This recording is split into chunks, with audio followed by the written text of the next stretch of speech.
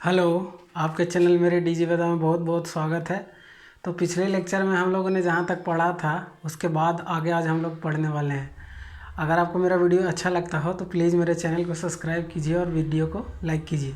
तो चलिए आज हम लोग अपना लेक्चर स्टार्ट करते हैं। आज का जो हमारा टॉपिक है वो है कंजर्वेशन ऑफ मोमेंटम। देखिए, कंजर्वेशन ऑफ मोमेंटम समझने के लिए एक हम एग्जांपल लेते हैं जिसमें दो बॉल लेते हैं और दो बॉल लेते हैं, इसका दोनों के बीच में टक्कर होता है जिसको कोलिजन बोलते हैं। तो कोलिजन के पहले का मोमेंटम लिखते हैं और कोलिजन का बाद का मोमेंटम लिखते हैं, तो देखते हैं कि मोमेंटम कंजर्व होता है। अब आप पूछिएगा कि ये कंजर्वेशन ऑफ मोमेंटम का हमारे बेसिक जीवन में यूज क्या है। देखिए क्या होता है कि जैसे देखिए अब रॉकेट प्रोपल्सन हो गया, वो भी कंजर्वेशन ऑफ लीनियर मोमेंटम पे ही काम करता है। तो इसलिए कंजर्वेशन ऑफ मोमेंटम पढ़ना ज़रूरी है, ताकि रॉकेट प्रोपल्सन हो गया या फिर और बहुत सारा भी एग्जांपल हो गया जहाँ पे देखिए मोमेंटम तभी कंजर्व होगा जब उस पर कोई बाहरी एक्सटर्नल फोर्स काम ना करता रहे। बाहरी अगर एक्सटर्नल फोर्स काम करेगा तो फिर मोमेंटम कंजर्व नहीं होगा। तो जो सिस्टम में पहले खुद के मोशन के कारण जो फोर्स होगा, अब मोशन जैसे कोलिजन के पहले जो सिस्टम का फोर्स होगा, सिस्टम मेरा मानने का यहाँ का मतलब है कि जैसे अगर मैं दो बॉल के केस में ले रहा हूँ तो यही मेरा यहाँ पे सिस्टम हो गया, इसी को सिस्टम बोलेंगे। और इससे जो भी चीज़ बाहर है उसको इसमें इंक्लूड नहीं करेंगे, मतलब कि बाहर की चीज़ों को इंक्लूड नहीं करेंगे, बाहर के फोर्स को कंसिडर नहीं करेंगे। यहाँ पे ग्रेविटी वगैरह होगा, फ्रिक्शन होगा, सब कुछ होगा। जैसे कोई भी बॉडी अगर कोलाइड करती है तो उसमें डिस्टॉर्शन होता है। डिस्टॉर्शन मीन्स उसमें सडन डिफॉर्मेशन होता है बहुत कम टाइम के लिए। आपको बहुत मैं एक इंटरेस्टिंग चीज़ बताता हूँ कि जो दो आयरन बॉल भी होता है ना, स्टील बॉल या आयरन बॉल जिसको बोलिए, वो दोनों भी कोलाइड होते हैं ना, तो वो थोड़े सर्टेन टाइम के लिए डिस्टॉर्ट होते हैं, मतलब उनका शेप चेंज हो जाता है। हालांकि ये चीज़ आपको विश्वास ना हो, लेकिन इतना कम टाइम के लिए होता है, इतने छोटे से टाइम के लिए होता है कि उस टाइम इंटरवल को हम लोग रियलाइज़ नहीं कर पाते। जैसे पिछले क्लास में मैंने बताया था, न्यूटन थर्ड लॉ का एक एग्जांपल बहुत मैंने अच्छा एक इंटरेस्टिंग एग्जांपल दिया था कि अगर हम किसी बॉल को ऊपर की ओर फेंकते हैं तो अर्थ जो है बॉल को पृथ्वी की ओर खींचता है बाय ग्रेविटेशनल फोर्स से। तो बॉल तो नीचे आ जाता है लेकिन अर्थ ऊपर नहीं जाता है, तो ये तो थर्ड लॉ को वायलेट कर देगा। Every action is equal in opposite and reaction. लेकिन मैंने बताया था कि फोर्स का मैग्नीट्यूड जरूर सेम होता है, एक्शन रिएक्शन में दोनों पे बराबर लगेगा, जितना हम लगाएंगे उतना सामने वाला भी लगाएगा। बट यहाँ पे एक इंटरेस्टिंग चीज़ ये था कि जिसका मास ज़्यादा होता है उसका एक्सेलरेशन कम होता है, और जिसका मास कम होता है इसका एक्सेलरेशन ज़्यादा होता है। तो बॉल का मास क्या होता है, 200 ग्राम के अप्रॉक्स होता है, 300 ग्राम। टेनिस बॉल है तो 200 ग्राम। अगर विक्की बॉल है वो जिससे इंटरनेशनल मैच होते हैं तो वो थोड़ा और भारी हो जाएगा, 250 ग्राम हो जाएगा। बट वो अर्थ के मास में जिसका 5.24 इंटू 10⁻⁻24 kg होता है, अर्थ का मास कितना ह्यूज है, तो अर्थ का भी एक्सेलरेशन होता है लेकिन इतना नहीं होता कि हम लोग देख पाएँ, इसलिए उसको नेगलेक्ट कर देते हैं। तो वही चीज़ सेम यहाँ पे मैं एक इंटरेस्टिंग चीज़ बता रहा हूँ। स्टील बॉल भी जब आपस में कोलाइड होते हैं तो वो डिस्टॉर्ट होते हैं। ऐसे भी आप देखिए ना, जैसे आप जा रहे हैं बाइक पे और दो बाइक वाले सामने में टकराते हैं तो देखिएगा किसी का बम्पर टेढ़ हो गया तो किसी का मडगार्ड टूट गया तो कुछ और। ये क्या होता है, एक्चुअली में हो क्या रहा है, यही तो है कोलिजन। कोलिजन को अगर आप समझना है तो अपने आसपास समझिए। आप अपने भाई के साथ बचपन में खेलते होंगे, दोनों टकरा जाते होंगे, तो भी एक तरह का कोलिजन था। दोनों में एनर्जी का ट्रांसफॉर्मेशन हो जाता था। तो कोलिजन है क्या, जैसे दो ट्रक टकरा गए तो ट्रक टकराता है तो देखते होंगे कि अगर सामने से टकराए हैं तो ट्रक का पूरा आगे का हिस्सा जो होता है पूरा डिस्टॉर्ट हो जाता है, जिसको हिंदी में बोला जाता है विरूपित हो जाता है, उसका शेप एंड साइज खराब हो जाता है आगे से। तो क्या होता है, एनर्जी का ट्रांसफॉर्मेशन होता है। तो मोमेंटम इसलिए समझना जरूरी है कि इससे हम आसपास वाले होने वाली चीज़ों को बहुत अच्छे से कोरिलेट कर सकते हैं। और इसका और भी बहुत सारा यूज है। जब आप हायर क्लासेस 11th में जाइएगा तो कंजर्वेशन ऑफ मोमेंटम पूरा एक चैप्टर ही पढ़ना है, फिर वहाँ पे और भी बहुत सारी चीज़ें इसमें ऐड हो जाएंगी। तो अभी इसका ब्रीफ आइडिया समझना है, और आसानी से समझने के लिए बस हम दो बॉल लेके समझते हैं। ऐसा नहीं है कि आप पूछ सकते हैं कि बॉल ही लेकर क्यों समझ रहे हैं। कंजर्वेशन ऑफ मोमेंटम तो हम ट्रक लेके भी समझ सकते हैं कि दो ट्रक आ रहे हैं डिफरेंट वेलोसिटी से, दोनों कोलाइड करते हैं, उसके बाद पहले का एनर्जी और बाद का एनर्जी दोनों का कंजर्व रहता है। तो इसलिए हम ले रहे हैं कि यहाँ पे जैसे देखिए कोई भी चीज़ को जब इनिशियली में पढ़ना होता है, अब एक बार में आपको एप्पल नहीं पढ़ाया जा सकता, पहले आपको ABCD पढ़ाया जाता है, उसके बाद आप एप्पल जानते हैं। इसीलिए यहाँ पे पहले आप लोग को बॉल का एक छोटा सा एग्जांपल लेके हम मोमेंटम के बारे में मैं यहाँ पे समझाऊंगा। उसके बाद फिर अगले क्लास में मैं इससे रिलेटेड 2-3 न्यूमेरिकल भी बताऊंगा ये अपने ऑनलाइन क्लास में, जिससे आपका इसका कॉन्सेप्ट क्लियर हो जाए। तो पहले आज समझते हैं कि कंजर्वेशन ऑफ मोमेंटम होता कैसे है। देखिए इसका दो चीज़ होना चाहिए। सबसे पहला, इसमें कोई एक्सटर्नल फोर्स नहीं होगा, एक्सटर्नल फोर्स इस पर काम नहीं करेगा।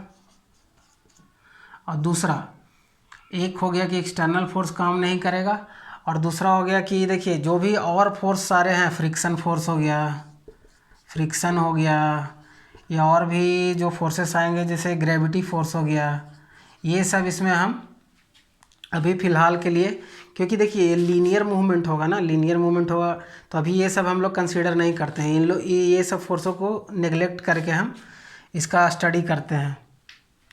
तो देखिए मैं बताता हूँ कि इसका जो अरेंजमेंट है वो किस तरह से किया जाता है, इसको समझाने के लिए कंजर्वेशन ऑफ मोमेंटम के लिए। देखिए पहले एक बॉल है जिसका मास ma है, और दूसरा बॉल है उसका मास mb है।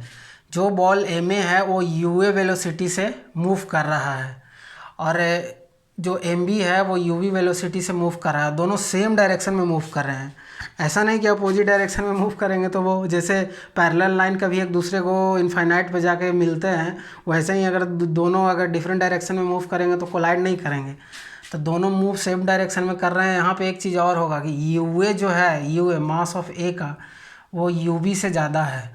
मतलब कि इसका जो वेलोसिटी है वो इसके वेलोसिटी से ज़्यादा है, तभी तो कोलिजन होगा। एक का वेलोसिटी एक से ज़्यादा होगा तब तो उसमें जाकर कोलाइड कर जाएगा। तो देखिए ये कोलिजन से पहले का ये सिनेरियो है, मतलब कोलिजन से पहले का ये पिक्चर है। जब कोलाइड करते हैं दोनों आपस में, देखिए कि इस पे फोर्स ऐसे लगेगा, इस पे फोर्स ऐसे लगेगा, तो दोनों एक दूसरा पे ऐसे कोलिजन के समय एक दूसरा पे फोर्स लगाएंगे। फोर्स लगाने के कारण क्या होगा, देखिए न्यूटन थर्ड लॉ बोलता है कि every action is equal in opposite in reaction.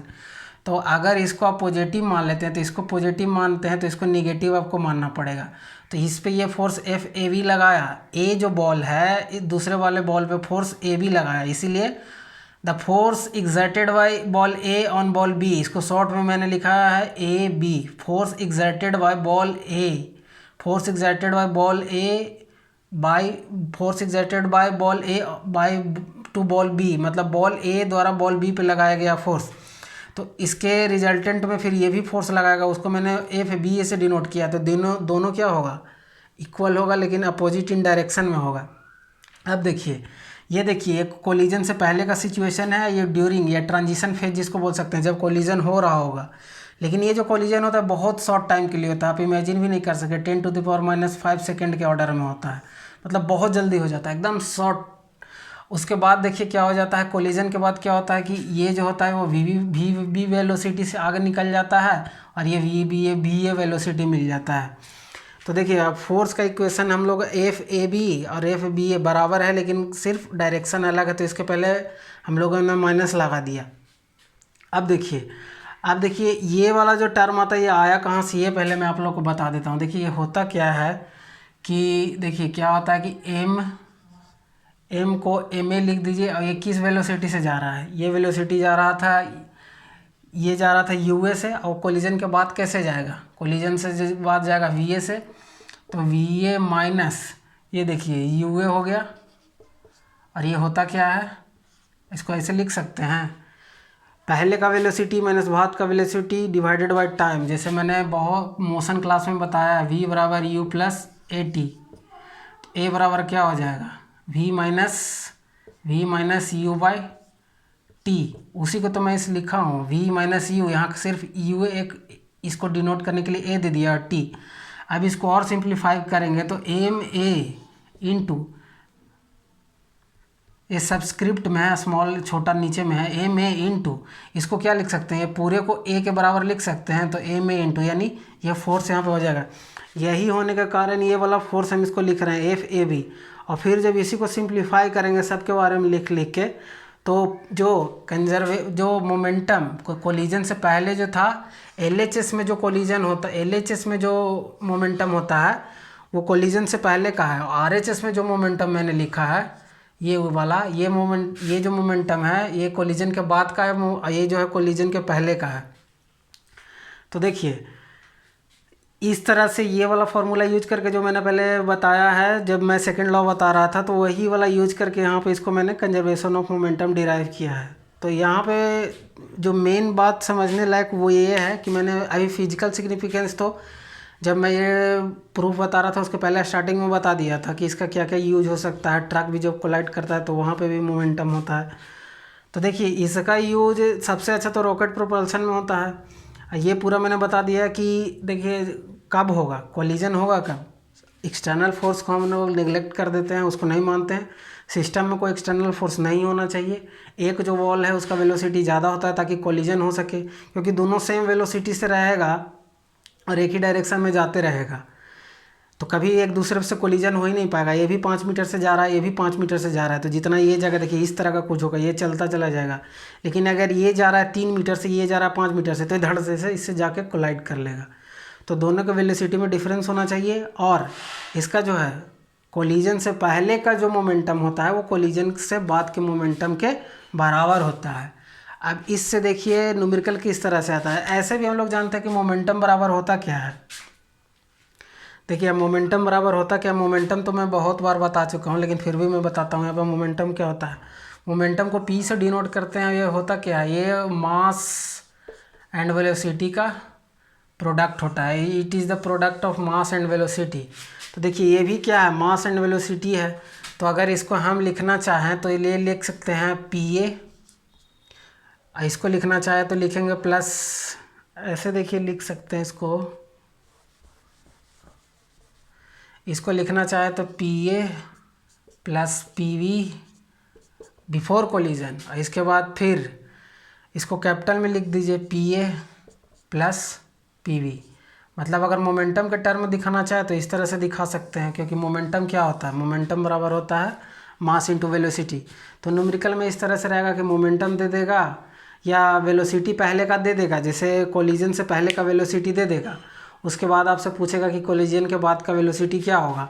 तो आप इस इक्वेशन को यूज कीजिएगा, इस इक्वेशन से यूज कीजिएगा। मान लिया इसका वेलोसिटी कुछ ये दे दिया है 3 मीटर पर सेकेंड, इसका 4 मीटर पर सेकेंड। उसके बाद पूछेगा कि जब कोलिजन हो गया उसके बाद इसका वेलोसिटी क्या होगा, इसका वेलोसिटी क्या होगा। क्योंकि मास तो चेंज होने नहीं जा रहा है, तो मास चेंज नहीं होगा तो हम आराम से वेलोसिटी निकाल सकते हैं। तो this is all about moment conservation of momentum. ये जो था कंजर्वेशन ऑफ मोमेंटम के बारे में पूरा जो था वो मैंने बता दिया है। 2 चीज़ें बहुत इंपॉर्टेंट है जिसको आप याद रखिएगा। एक क्या होता है कि एक का वेलोसिटी दूसरे से वेलोसिटी ज़्यादा होता है, तब जब दोनों जाके कोलाइड कर पाते हैं। और दूसरा ये होता है कि एक्सटर्नल फोर्स को हम लोग यहाँ पे निगलेक्ट करते हैं मोमेंटम को सिंप्लीफाई बनाने के लिए। और तीसरा बात ये था कि इससे न्यूमेरिकल किस तरह के आते हैं, तो मैंने बताया कि जैसे कंजर्वेशन कोलिजन से पहले का मोमेंटम, कोलिजन से पहले का वेलोसिटी दिया रहेगा, कोलिजन के बाद का वेलोसिटी आपसे पूछा जाएगा। तो आज के लेक्चर में मैंने ये कंजर्वेशन ऑफ मोमेंटम बता दिया। और इसी के साथ हमारा जो मोशन चैप्टर था एनसीईआरटी 9th क्लास का वो इस तरह से समाप्त होता है। इसमें जो न्यूमेरिकल रह गया है अगले क्लास में मैं इस टॉपिक से रिलेटेड या और भी कोई अगर आपको न्यूमेरिकल जिसमें डाउट आ रहा हो सेकेंड लॉ से भी, तो आप मेरे कमेंट में बताइए कि ये वाला न्यूमेरिकल मेरे को पढ़ना है। आप बताइए एनसीईआरटी के हिसाब से मैं उसको फिर से बताऊंगा। वर्कआउट का हो या विदाउट वर्कआउट का हो, मैं उसको सॉल्यूशन पूरा करके आपको दूंगा। तो अगर आपको ये सब अच्छे से समझ में आ रहा होगा, मैं जैसे फिजिक्स को फिजिकली जोड़ के बता रहा हूँ, ये अगर आप लोग को अच्छा लग रहा होगा कि जैसे फिजिक्स पढ़ तो रहे हैं लेकिन वो चीज़ आसपास में हो रहा है, तो अगर ये चीज़ें आपको अच्छी लग रही हो कि फिजिकली आपको रिलेट कर पा रहे हो, तो प्लीज़ मेरे चैनल को सब्सक्राइब कीजिए, वीडियो को लाइक कीजिए और अपने फ्रेंड सर्कल में मेरे वीडियो को शेयर भी कीजिए ताकि उनको भी फ़ायदा हो सके। तो चलिए अब अगले लेक्चर में अगले टॉपिक के साथ मिलेंगे। उससे पहले अगर आप लोग का डिमांड होगा तो मैं न्यूमेरिकल भी इसका बता दूंगा साथ साथ में। कमेंट में आप प्लीज़ बताइए। और अगर आप लोग को न्यूमेरिकल में दिक्कत आ रहा हो, इतना समझाने के बाद भी अगर न्यूमेरिकल आप में कुछ दिक्कत आ रहा हो तो प्लीज़ कमेंट में बताइए। नहीं तो अगले क्लास में फिर हम लोग अपना अलग टॉपिक स्टार्ट करने वाले हैं फिजिक्स का। और मेरे ही चैनल पे हम केमिस्ट्री का भी वीडियो बना रहे हैं, तो आप उसको भी देखिए। उसमें भी मैं बहुत इलाबोरेट करके बहुत अच्छे तरीके से केमिस्ट्री को एकदम सिंपल वे में बता रहा हूँ, जिससे कि समझने में आपको परेशानी ना हो। तो वीडियो अच्छा लगता हो तो प्लीज़ इसको लाइक कीजिए और चैनल को सब्सक्राइब कीजिए, दूसरे तक शेयर कीजिए। तो ठीक है, वीडियो देखने के लिए आपका बहुत बहुत धन्यवाद। आपका दिन शुभ हो।